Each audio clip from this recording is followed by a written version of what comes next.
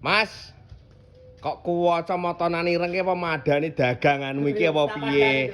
Menyesuaikan. Bojoku gendro kon golekne pawon sing langsung kena digawe. Oh, ora pawon viral. Oh, wis ora usah dadak ngecor, wis ora dadak tetek bengek. Aja pawon ngono to, Mas.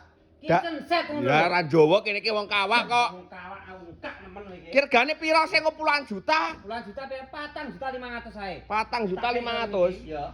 Lha to, wis menengi. Nggon kopi, ada bubuk kopi sembarangi. Nggon piringe ya wis genah. Senggol modot iki rak piring. Modot ya wis nggon gelas ya wis genah. Lah iki ada piring steril. Piring steril ya wis enek nggone. Gad. Wastafel ya wis enek. Nggon kompore ya wis lengkap. Iki barang sakmene gedhe niki pira? 4.500.000. Lah kok murah men? Kowe apa ora bangkrut ta piye? Bangkrut apa to? Bathi sithik-sithik sing penting berkah. Barokah iki lho Mas aku iki. Lah iki ngene, barang sakmene gedhe niki nek ngetene ning ndi jenenge Purwodadi mriki gak lumrah kok kirime iki. Purwodadi ki Jawa Tengah. Iya to? Heeh. Nggenku kirim ngono kuwi gratis ongkir, Mas.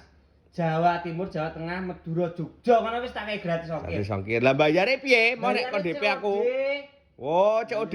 COD to, bayar di tempat. Dapur pawon iki ndah bungae bojoku.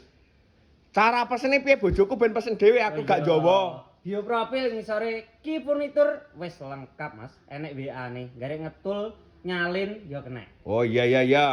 Lho mbokmu jan porem tenan pawon sing mbok pengini wis petuk lho barange.